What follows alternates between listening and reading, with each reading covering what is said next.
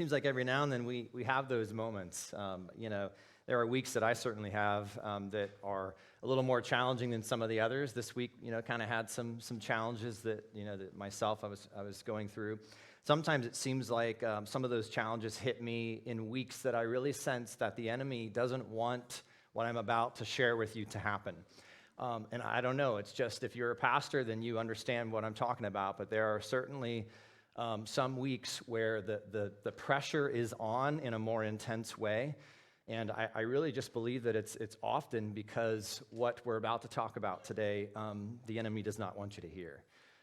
My kids, I love my kids, and I don't always talk about them, but last week I did, so I'm going to talk just about one more time. And this is not in my notes, and I always get in trouble when I do these things. But just a couple nights ago, last week, I was just kind of talking to my two girls, and don't tell them this, okay? Because when you go tell them, then I get in trouble, okay? So this is just between us, all right? Just talking to my girls, and kind of this idea of the enemy came up, and they were kind of talking about Satan, and my youngest was just a little scared, and some things like that going on in her head. You know how it is sometimes at night when it's dark. And she was just kind of wrestling with that, and so I was trying to encourage her, and I said, the Bible says that the enemy kind of, seeks those who he can devour like a roaring lion, and that probably wasn't the best verse to share with her at that time, because then she got even more scared. What do you mean he's kind of seeks around the earth like a roaring lion? And I started talking to her again, and then I said, sometimes when those kinds of struggles come into our mind is powerful. And God tells us that we got to renew our mind, and God tells us that we often got to think of other things to kind of push those kinds of things out of our mind. And so I said, there's another verse that I learned when I was a kid, and it's this, and it's greater is he who is in me than he who is in the world. And so for the next minute, we repeated that over and over for my kids. And we're going to repeat it again today as we get ready to start, okay? So I'm going to do some motions because, it kind of helps us remember some things. And I did this with my girls too. And so it kind of goes like this. This is how the verse goes. Greater is he who is in me than, we're just going to point down, than he, all right? That's a little h. We know who that he is, right? Than he who is in the world. So greater is he who is in me than he who is in the world. Greater is he who is in me than he who is in the world. Awesome. If you have your Bibles, turn to Daniel chapter 2 is where we'll kind of continuing our series here. And we're in this series, as Pastor Mark kind of shared with us, going through the book of Daniel. And we've been asking ourselves kind of a question each week. We've kind of been starting with this question. And the question is, how can we be a shining light in a dark culture that is often hostile to the things of Christianity? And many of you have been kind of giving me some feedback and kind of appreciate kind of and I always appreciate the feedback that you kind of share with me and kind of how this is encouraging you and helping you. And we certainly live in dark times, but we've always been in dark times, From the history of our world, there's always been dark moments. There's always been dark times. There's always been an opposition to Christianity. And but certainly as we are in this era, we can sense it too, right? We sense a darkness. We sense that there are so many things that are opposing Christianity in our world today. And so that's kind of what has kind of sparked this series that we've been calling Resolute. Last week, we're just going to kind of do a quick recap for those of you who are joining us today for the first time, and then we'll kind of dive right back in, kind of starting where we left off. But last week, we introduced ourselves to the details surrounding all the events of Daniel chapter 2. We kind of looked at those kind of verse by verse. And we left off with King Nebuchadnezzar, or King Neb, we've been calling him, kind of was sleepless in Babylon, had some challenging nights, we could say, just like many of you have some challenging nights. And then when he finally did get some sleep, it seemed like he kept dreaming. He had some of these dreams. It says in Daniel 2, in the beginning of those verses, that he had more than one, that these were just dreams that happened on a recurring basis. And so here he desperately wants to know, why is this happening? Is it something I ate the night before, or is there really some kind of significance that's going on in Daniel's life? Remember, in the ancient world, dreams were regarded as, pretty significant things, especially for a king, especially for someone of that kind of rank. Dreams at times were viewed as predictions of future events. So if you had some kind of strange, complicated dream, then there must be some kind of meaning behind that strange, complicated dream. And so you would want to find out what it is, because that has to do with your future. And so King Neb is trying at his hardest to try to do whatever he can to kind of find some answers about what these dreams are about. And so as his plan is to call some wise men. You can kind of read it all there in the beginning verses. So he calls all the wise men. We looked at that, the magicians, the enchanters, the sorcerers, the astrologers, to decipher the meaning of his dream. And these wise men, it seems like in the beginning, were kind of up for this task. But King Neb at the last second kind of throws them a curveball. He's like, not only do I want you to tell me what my dream means, but I want you to tell me what my dream was. So they're like, put on the brakes here. I don't know if we can do that one, king, right? And so this is what they say. The astrologers answer King Neb's request, and they tell him this in Daniel 2, verse 10 and 11. The astrologers answered the king, there is no one on earth who can do what the king asks. King, I'm sorry, but you're crazy. No king, however great and mighty, has ever asked such a thing of any magician or enchanter or astrologer. Normally how this works is you tell us what you dreamed, and then we kind of tell you what it means, right? What the king asks is too difficult. No one can reveal it to the king except the gods, and they do not live among humans. And this was a bad move for the astrologers. We learned this because the king then becomes furious, and he issues a decree that all the wise men are to be put to death. And this includes Daniel and also his three friends. Actually, to be more specific, the king says, I want your bodies to be cut up and then your houses turned into piles of rubble. Right? Nice, king, right? So he's furious, he's mad, and this is kind of what happens. And Daniel and his three friends are kind of lumped into the wise men category because they're guilty by association. And so Arioch, the commander of the king's guard, is now on a hunt to terminate their very lives. And it says in Daniel 2 that he's on a search for Daniel and his three friends. But Daniel speaks up with wisdom. He speaks up with great tact. We've kind of been learning this so far. We're only in the second chapter, and we're learning that Daniel, a young guy, a teenager, and he had such great wisdom that God gave him, and he handles this with great tact. And he asks the commander, just give me a little more time. If you can just give me a little more time, then I think I can interpret the dream. And Daniel's request is granted. So Daniel returns to his house. He explains the matter to all of his friends and urges them to join him in prayer and to plead for mercy from God that he might give him wisdom and that he might reveal King Neb's dream to Daniel. So immediately Daniel knows that he can't do this great task that the king is asking of him on his own. And so he goes to his friends and he asks them, can you join me in prayer? And this is kind of where we left off with Daniel's prayers. He's praising God for who he is. He's acknowledging that God is the source of all wisdom and all power, and that without God, there is no possible way this is going to happen. And so Daniel is faced, what I see is kind of really an impossible task. And he reaches out to God for direction. He reaches out to God for wisdom, and God answers his prayer. So last week we divided this first section. We kind of took the book and we kind of only covered the first half of the book. And we divided it into two sections, kind of more like an outline, not necessarily points for you to remember, but an outline, I guess, for you to remember as it kind of helps to carry you through the book of Daniel for chapter 2. So the first section we looked at was the dream, and that was verses 1 through 16 that we studied. Then the second section was the prayer, chapter 2, verses 17 through 23. And then this next section right now that we get ready to hop in is, we're going to call it the promise in our outline, and that's verses 24 through 35. So let's start by looking at verse 24 through 27, and here is right where we left off last week. Then Daniel went to Arioch, whom the king had appointed to execute the wise men of Babylon, and said to him, do not execute the wise men of Babylon. Take me to the king, and I will interpret his dream for him. Arioch took Daniel to the king at once and said, I have found a man among the exiles from Judah who can tell the king what his dream means. I find this interesting, kind of what Arioch says here, and we can kind of look at those three words, I have found, or 5 words, I have found a man, right?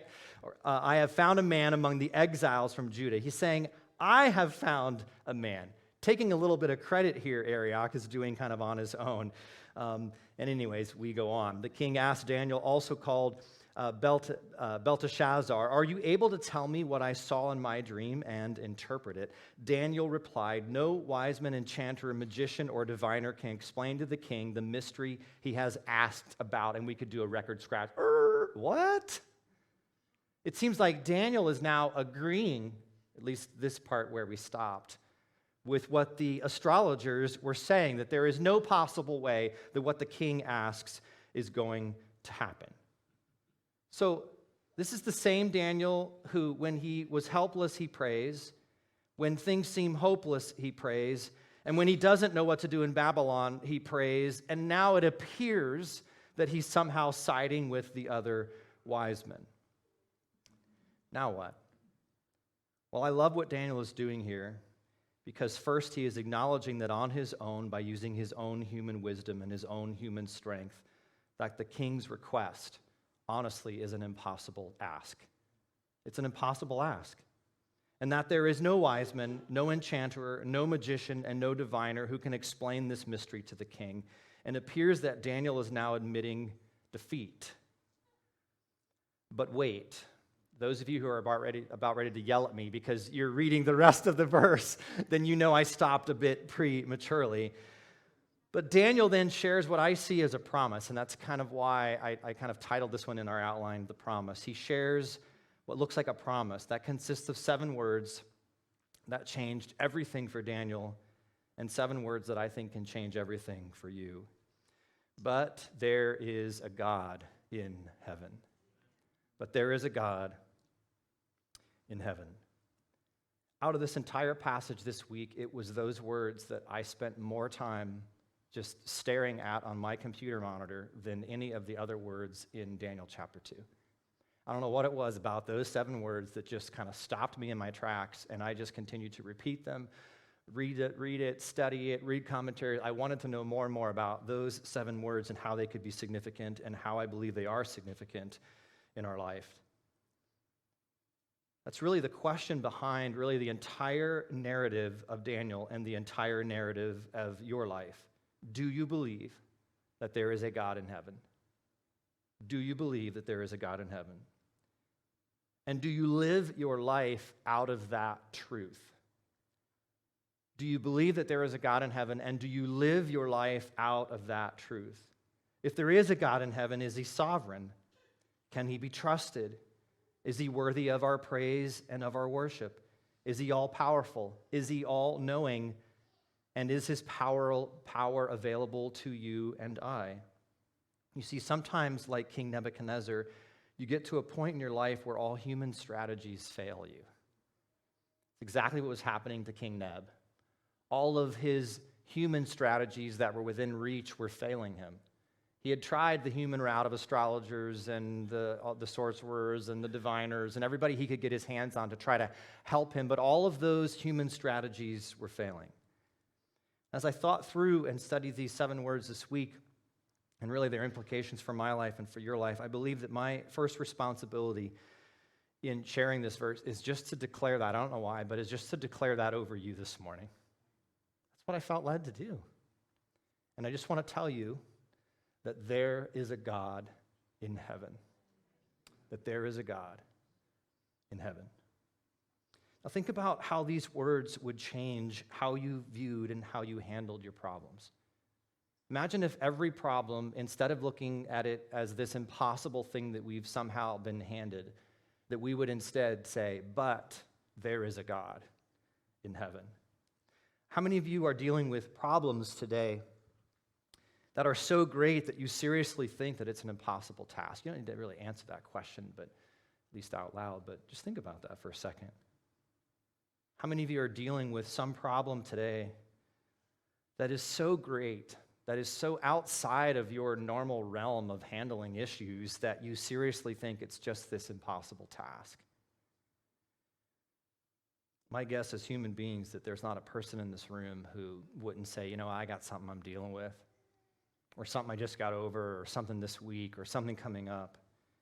And if that's you, then Daniel's life should resonate with yours. I've been a pastor for 25 years, 17 with kids and 9 with adults. I say kids, I mean students and young people and teenagers. And what I've learned is that there is often a common theme for those who serve in ministry, like myself, and that is that problems seem to follow us. Now, hear me out. I don't mean that pastors have lots of problems although I am human too, and I have problems, just like you have problems, and just like I shared at the beginning that I had problems and struggles this week, just like you. And so that part is certainly true. Pastors are people too. But what I mean by problems follow us is that, in other words, people who have problems seem to seek us out. So problems follow those in ministry. And it's very common for a person who has problems to seek out someone in ministry, and that's just a normal thing, right? When you have an ailment or you're dealing with some kind of issue in your life via your heart or via something physically, you go to a doctor. And just like when you have issues spiritually and struggles that you're dealing with, you go to your pastor. And so those are normal things. And so people seem to seek me out when they have problems. But the good thing is that I feel like God wired me for ministry, because God wired me to, I have this weird enjoyment of resolving problems. I kind of enjoy that.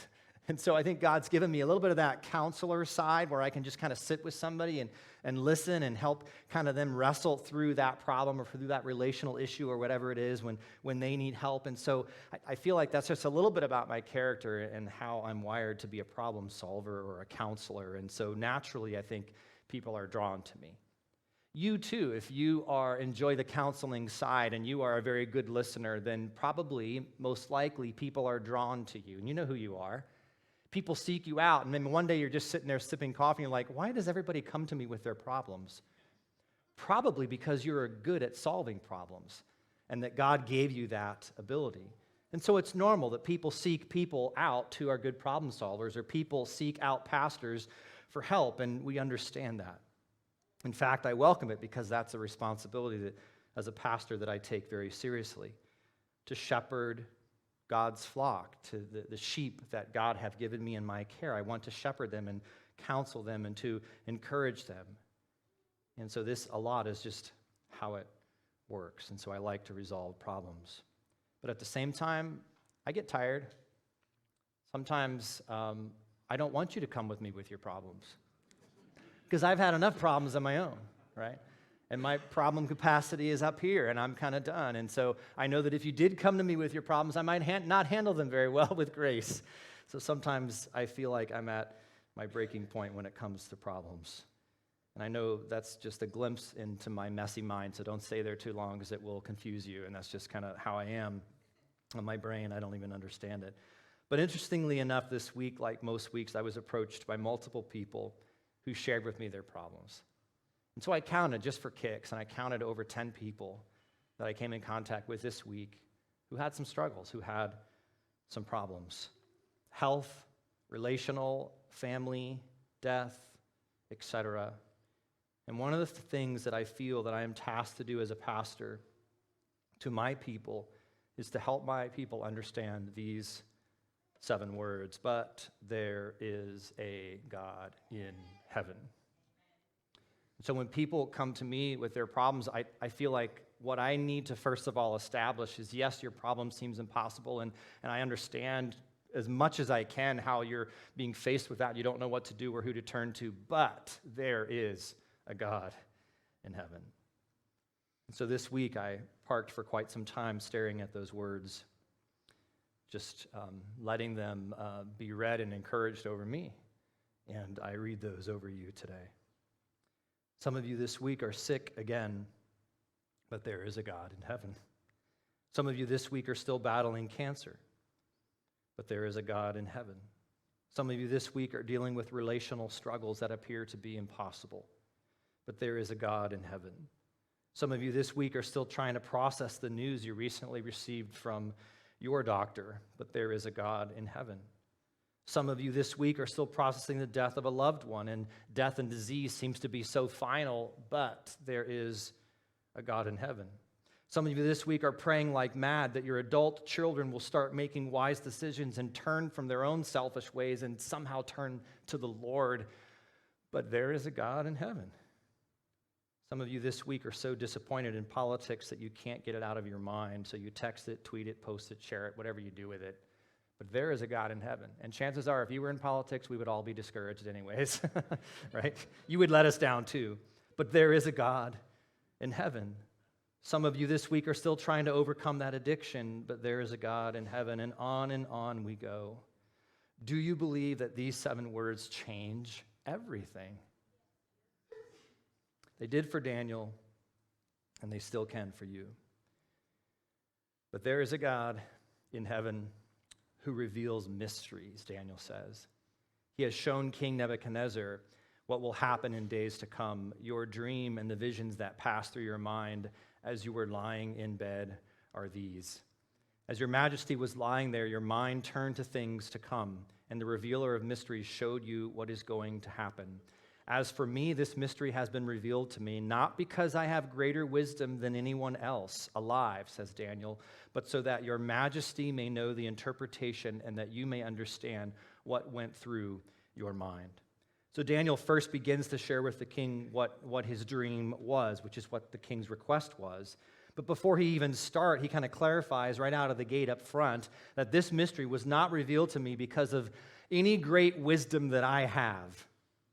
But your impossible task, O king, was interpreted to me by the revealer of mysteries. I love that little phrase. By the revealer of mysteries. Daniel references God as the revealer of mysteries. He once again takes no credit for what is happening, but he gives God all the glory for what he's about to tell him. I think Daniel is sharing with us really a principle from his life, and this principle is that we should always acknowledge that skills and ability and wisdom come from God. Right out of the gate. All the abilities that God has given you, you should always acknowledge that those skills and abilities and wisdom come from God. Think about it. How would the story have changed if Daniel would have decided to take all the credit for himself? Just think about it for a second. How would the narrative change if Daniel would have said, "Oh, king, I am more wise than anyone else in all of the empire, and I'm going to give you this great interpretation"? What would have happened? No one would have looked to Daniel's God, but everyone would have looked to Daniel. Daniel himself would have been lifted up and praised, and the one true God would have been brought low and ignored. I don't think this means that we can never have self-confidence in the abilities that God gives us. I think God's blessed you with those abilities, and you can have a confidence in those gifts and abilities. But I think it does mean that we still can remain humble and that we have a healthy respect for the God in heaven who's blessed you with those abilities in the first place. But Daniel is resolute in his faith, and he's careful to always give God the glory. And we will see this kind of be a repeated thing in his life over and over and over. And in doing so, Daniel begins to validate the truth of who God is in Babylon. As Daniel is shining his light in this dark culture, he is reflecting God's love and grace. As we like to say around here, it's a part of our phrase of our mission statement, is that we are a family devoted to reflect the love of Christ. That wherever God takes you, if it's work or where you play or where you hang out or wherever it is that God takes you, that you would reflect the love of Christ to the community where he takes you to. This week, as I was thinking about this, I was just thinking about our food pantry and how proud I am of our food pantry volunteers that do this on a regular basis. They're serving right now on average over 300 families in our community every single Friday morning from 8 to 11. They often come at 6 and earlier in order to prep for that, and then from 8 to 11, they are serving over 300 families in our community. And the numbers seem to be rising. Our food pantry team interacts with our community. They don't just put food in their car, but they talk to them as they're waiting in line. They share with them. They pray with them. They do whatever they can to reflect the love of Christ with just that short window of time that they have. And as I see it, our food pantry volunteers are validating the true claims of Christianity. There are people that heard that there is a God in heaven, but when they come here on Friday, there's proof that a God in heaven exists. Because somebody's taking the time to spend with them, someone's volunteering, someone's serving, someone's giving them some physical food, and as a part of that, they're pouring into their life spiritually in any way that they possibly can. And so they're beginning to validate the true claims of what it means to be a Christian to the people within our community. By the way, we need help on our food pantry. So if you want to be one of those people, see Bob and Lynn over here. It was a little plug. That's kind of threw it in there right there. If you want to help us out with our food pantry, see Bob and Lynn. A lot of our volunteers are now back up north. A lot of our winter friends have left for the summer, and we are in desperate need of some help. So maybe that's one way that you can help us out. But think about it, the very way that you and I live our lives in our communities, how important that is. The very way that we control our anger, the very way that we control our tongue represents,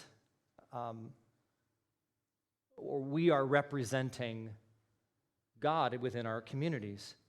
The way that we carry ourselves in public, the way that we interact with our coworkers, the way we do life with our friends, eat in public with our families, go about our day in Babylon, the very way that we live our lives in Babylon are living testimonies to the validity of who Jesus is. By the very way that we engage our lives in Babylon, we are either validating that there is a God in heaven, or we are contradicting the truths of Christianity, just by how you and I remain resolute or not within our community. We are either validating that there is a God in heaven, or we're contradicting those claims. But Daniel chose to be resolute. In all of these impossible tasks that seems to come up over and over within his life, he remained resolute. I would just pause for a second and just ask, how are we doing? How are you doing in this? What impossible tasks are you dealing with right now, and maybe you are struggling to be resolute in your faith? Are you validating the truth of who Jesus is, or are you contradicting those claims? Then Daniel begins to share the details of the king's dream, and here's where he gets into the nitty-gritty. Your majesty looked, and there before you stood a large statue, an enormous, dazzling statue, awesome in appearance. The head of the statue was made of pure gold, its chest and arms of silver, its belly and thighs of bronze, its legs of iron, its feet partly of iron and partly of baked clay. While you were watching, a rock was cut out, but not by human hands. It struck the statue of its feet of iron and clay and smashed them. Then the iron, the clay, the bronze, the silver, and the gold were all broken to pieces and became like chaff on a threshing floor in the summer. The wind swept them away without leaving a trace, but the rock that struck the statue became a huge mountain and filled the whole earth. So Daniel tells King Neb what his dream was about. King, you saw this giant statue, and this head made of pure gold, and this chest and arms were made of silver, and this belly of bronze, and the legs were of iron, and 10 toes of feet were made of a mixture of iron and baked clay. And while you were standing there admiring your statue, this statue, a rock came out of heaven, struck the statue, and shattered it into pieces. And King Neb says, that was it. How did you know? This brings us to another principle that Daniel is teaching us, that through our obedience, that through our availability, God validates his message in divine ways within Babylon. God was working supernaturally through Daniel's life because Daniel was being available, that Daniel was being obedient, that Daniel was being willing to be a part of God's story here in Babylon. Now keep that principle in your mind as we kind of continue reading on to the next section in our narrative. So we have the dream, the prayer, the promise, and we come to this last part here, and that's called the prophecy. And I don't have that one, but it's the prophecy, and it's chapter 2, verse 36 through 39. Again, the last one is called the prophecy, chapter 2, verse 36 through 49. And now Daniel begins to interpret the dream. So he's now performed the supernatural ability to share what the dream is that King Neb had, and now he begins to interpret what the dream is, starting in verse 36 through 38. This was the dream, and now we will interpret it to the king. Your Majesty, you are the King of kings. The God of heaven has given you dominion and power and might and glory. In your hands he has placed all mankind and the beasts of the field and the birds in the sky. Wherever they live, he has made you ruler over them all. You are the head of gold. So Daniel now begins to share with the king what this statue kind of represents, that it represents a series of kingdoms that we're going to go and we're going to study those one by one here. Each kingdom less glorious and less powerful than the one before it. Each portion or section of the statue is represented by a different metal, and just like there is decreasing value in the metals as they move down the statue from head to toes, it's an example of how each empire is also inferior to the empire before it. Now, I'm going to give you kind of a version of what we believe that this is 3 of the 4 are pretty obvious, and the rest of Daniel seems to kind of tell us and be very consistent there with what I'm going to tell you about those first 3 empires. The 4th one, however, is one that's kind of scholars debate on. So I'm just kind of giving you a version of what they are. And so here's the first empire, is the empire represented by the metal of gold. And so we kind of look at our statue, and the head that's made of gold, this first empire was the Babylonian Empire. And so Daniel is saying, King Nebuchadnezzar, this is you. You are the Babylonian Empire. You are the head of gold. And Daniel tells him that God had given King Neb much power. He's given you much power and much dominion over this empire. And he says, Your Majesty, you are the King of Kings. By the way, that's a little k's, right? You are the King of Kings. The God of heaven has given you dominion and power and might, and glory is in your hands, he says. You can only imagine just for a second the ego trip that King Neb must have had. In fact, I think he stopped at the first one and totally did not even listen to anything else. And chapter 3 will kind of tell us that. He almost totally ignores all of the rest of the interpretation, but he gets hung up with the first one. Oh, I am the head of gold. I am the guy of power and dominion over all the earth. I think he was mesmerized and infatuated with that idea, and he just forgot the rest of them. So the Babylonian Empire was the first kingdom. In Daniel 2, verse 39, it says, After you, though, another kingdom will arise inferior to yours. So the second portion of the statue, as you kind of move down the statue from head to toe, was the chest and arms that are made of silver. And this section represented the rise of the Medes and the Persians. They conquered the Babylonians in 539 BC. We can see this documented within Scripture as well.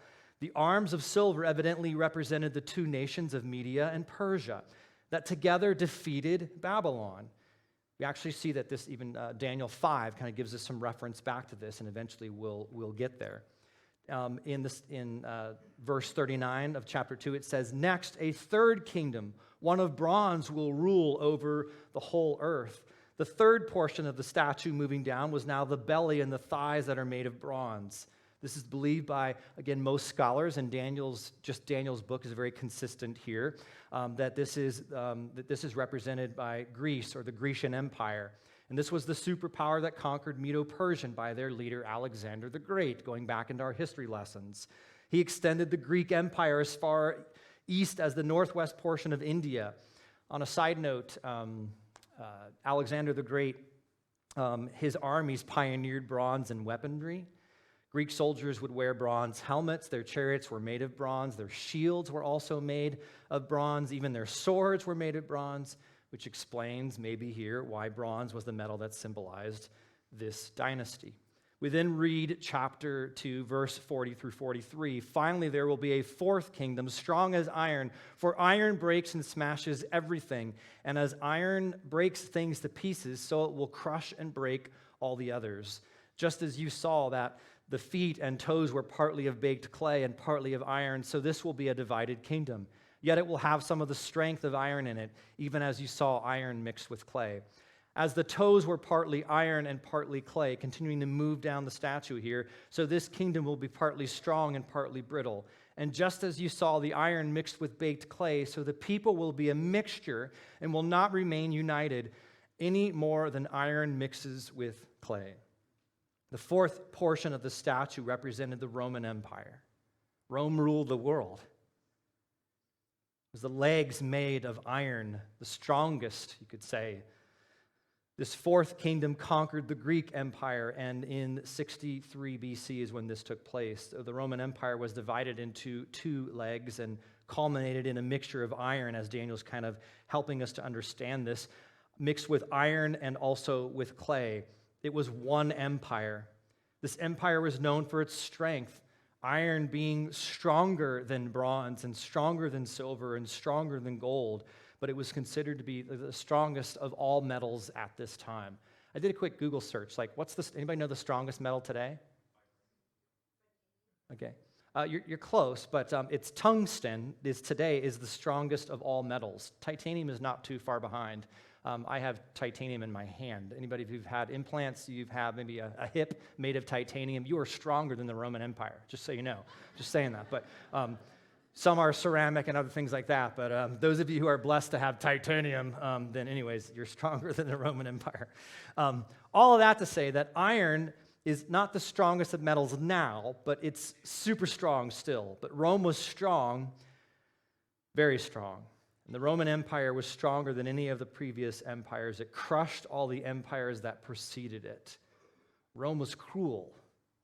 Rome was vicious. We've studied Rome quite a bit in our past, and we've been down that path. It was vicious in its conquest. It swallowed up lands and peoples that had been parts of 3 of these previous empires, and it would take and kind of assimilate those lands and peoples into itself, and Rome again would rule the world. But for the empire that started as iron, it regressed to a state of clay that's mixed with iron, Daniel tells us. And this mixture speaks of a progressive weakness and kind of a deterioration that seemed to be happening within the empire. 2 metals, by the way, you can kind of mix them and you get an alloy that is often stronger, but when you take iron and clay and you kind of melt them down and then mix them, it weakens the mix. So after it cools and then you have iron and clay that are mixed, you simply smash it with a hammer, and all the clay will just shatter and break apart from the iron, and it leaves it just with a weak casting. So the Roman Empire was characterized by this division.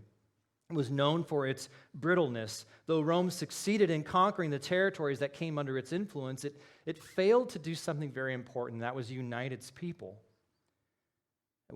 It failed to have a united empire, and so people were, in a sense, a mixture and not a unified group. Then Daniel speaks of 10 toes, and we'll kind of come down to the beginning here, or the end from the head to the toes, and he speaks of 10 toes that are also made of mixture of iron and clay, and so it kind of starts with these legs made of iron, but then as it moves down, it kind of weakens as it goes into the feet and goes into the toes, and this is a final world empire. It's also, you've heard of the idiom, feet of clay, right? And later in Daniel, we will see this theme come up again, and thus many scholars conclude that the 10 toes of the Iron Kingdom are 10 future kings or 10 future kingdoms that will be an empire at a future time. So it appears that the fullness of this maybe hasn't happened yet, as Daniel is kind of talking about this. Revelation itself kind of gives us some clues to this. We'll be doing a series in Revelation in September. We're having a guest speaker come in. It's going to be awesome. And he'll clarify some of these things. But Revelation mentions 10 kingdoms again as a part of a future event. But it's interesting that it uses this number of 10 again. Revelation also speaks of the Antichrist leading a coalition of 10 nations. Some people think, could that be the 10 toes? We also know that Jesus will defeat the forces of the Antichrist and then set up his kingdom and will then reign forever and ever and ever. Next few verses, Daniel then continues, in the time of those kings, the God of heaven will set up a kingdom that will never be destroyed, nor will it be left to another people. It will crush all those kingdoms and bring them to an end, but it will itself endure forever. This is the meaning of the vision of the rock cut out of a mountain, but not by human hands, a rock that broke the iron, the bronze, the clay, the silver, and the gold to pieces. The great God was shown the king what will take place in the future. The dream is true, and its interpretation is trustworthy. The most important part of the dream, in my opinion, was not really the statue itself, but it's what will happen to the statue. Daniel says to King Nebuchadnezzar, as you're watching this statue within your dream, a rock was cut out, and it struck the statue, and everything was shattered and became like chaff, and it blew away. In verse 35, he says, the rock that struck the statue became a huge mountain, and it filled the entire earth. We'll just pause for kind of a few observations there. In Scripture, when you hear of a mountain, it's this symbol of a kingdom. When you hear of this word, this mountain. So Daniel explains that the 4 empires which would rule over the land would not be destroyed by human means, but rather by the coming of the Lord Jesus Christ, who is the striking stone himself. And when he returns, he will establish the Messianic kingdom promised to Israel through David. And at his return, he will subjugate all kingdoms to himself, thus bringing them all to an end. You can see Revelation 11 about those details, Revelation 19 about those details. Then he will rule forever and ever. This stone, you could say, is the kingdom of God. And Jesus even likens himself to a stone, right? We've heard of scripture where Jesus says he's the stone that the builders rejected. The stone, according to Daniel, was also made without human hands. Another kind of indication that the stone that we're talking about is divine, right? We even kind of go back to the beginning of when Jesus was born here on earth, right? He was born of a virgin, right? So we see lots of those connection that this stone is divine, not made with human hands. And so the rock in the dream also, it says it started small, but eventually grew into a huge mountain that filled the entire earth. And Jesus says the same thing about his kingdom. In Matthew 13, he says that his kingdom would start like a small seed, but eventually would multiply to cover the entire earth. When Jesus left the earth to return to the Father, he didn't have a fortress like King Nebuchadnezzar. He didn't have a vast army like Alexander the Great. He simply had a small, committed group of followers that most of them fit within an upper room. Think about it. But those followers were faithful. Those followers were resolute. And those followers created a movement that has since swelled into a group of believers that we could say has filled the entire earth. And thus, because of that, you and I are here today worshiping the Lord and singing praises to him, right? You see, God sent a rock to earth. We could call that rock Jesus, who will eventually destroy every false counterfeit kingdom, every false counterfeit God that's ever been created by man. Whether those are large as the kingdoms of the Roman Empire or maybe they're as small as the kingdom of your own heart. Jesus came first to save. He came to die on a cross. He came to save us from the kingdom of ourselves. He came to save us from the kingdom of our own sin. He came to be a rock of salvation that we could build our lives upon. But you and I have a choice, don't we? We have a choice.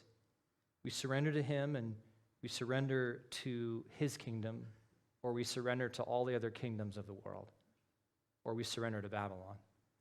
Last week we talked about that, the different choices that we have as we interact in Babylon. We can assimilate and become like everybody else. We can separate and not meet the needs of anybody else, right? Or we can work on being a light that transforms the culture that you and I live in. So how does it end? How does it end for Daniel after he interprets the king's dream? He then moves on into verse 46 through 49. Then King Nebuchadnezzar fell prostrate before Daniel and paid him honor and ordered that an offering and incense be presented to him. It seems like the king is really appreciating the words of Daniel, maybe still being hung up with the first part. The king said to Daniel, "Surely your God is the God of gods and the Lord of kings, and a revealer of mysteries." There's that phrase again. "For you were able to reveal this mystery." Then the king placed Daniel in a high position and lavished many gifts on him. He made him ruler over the entire province of Babylon and placed him in charge of all its wise men. Moreover, at Daniel's request, the king appointed Shadrach, Meshach, and Abednego administrators over the province of Babylon, while Daniel himself remained at the royal court. The king was overwhelmed by Daniel's ability to decipher this dream, but more so the king was overwhelmed with the power of Daniel's God. Because Daniel didn't take credit, did he? Daniel kept telling him, "But there is a God in heaven who can do these things. I can't. I'm just being willing. I'm just being available. I'm just being used by the God in heaven." And so the king was overwhelmed by that, and the king falls down before Daniel, and he declares to Daniel, "Surely your God is the God of gods and the Lord of kings and a revealer of mysteries." As I see it here, God used Daniel in providential, divine ways. Daniel was resolute in his faith, never giving up when it seemed like he was being faced with an impossible task. And because of that, he trusted God for his divine power to be displayed through his life. Now flip that to us for a second. As a Christian, God also intends to make you shine in Babylon, doesn't he? That's what he intends to do. Remember, we just read that last week. What are we supposed to do in Babylon? We're supposed to build houses, right? We're supposed to interact with the people. We're supposed to minister to the people. So God intends to make you shine in Babylon, to distinguish the truth of his message from the counterfeits that are all around you. And that happens by a divine outpouring that God pours onto you as you minister and work and serve other people. You see, God desires that the actions of your life validate the truths of who God is. Do you ever stop to think about the people that you interact with in your neighborhood, that you might be the only Christian that they really know? Ever stop to think about that the person that you work with, who you share a cubicle with, and right next door to you, or somebody who you often visit when you go to Subway on a regular basis, wherever it is that you frequent, right? That person might only know one believer, and you might be it. How are you validating the truths of who Jesus is? Or are you contradicting those as you interact in Babylon? He wants to use your life to validate the true claims of the gospel in the dark culture that you and I are living in. He doesn't want us to leave, he doesn't want us to separate, but he wants you to pour your life into others and to validate the truth of your God. I just want to close by reading just a few paragraphs from a book. This was a commentary that was given to my dad by one of his professors. In fact, on the front page, the professor kind of wrote my dad a note, so this is a kind of a book that means a lot to me, and it's by Dr. John C. Whitcomb, and most of you probably don't know who he is, but there are probably some who do know who he is. John Whitcomb was a professor at Grace Theological Seminary for many years and was a professor to my dad as well. And so I've been kind of looking through his commentary on Daniel, one of probably 5 or 6 that I've been kind of referring to. And I appreciate what he says as we kind of just go back and rewind a bit as we kind of talk about these different empires. And I just kind of want us to end on this note because I think it's pretty cool. He says, just as the Silver Kingdom absorbed Neo-Babylonian religion and culture into itself, so also Alexander the Great adapted Greek culture to Persian culture, which resulted in a new Hellenistic amalgam. And finally, Rome did not annihilate the religious, philosophic, and cultural aspects of the various Greek and Hellenistic kingdoms, but rather incorporated them into the multifaceted empire called Rome.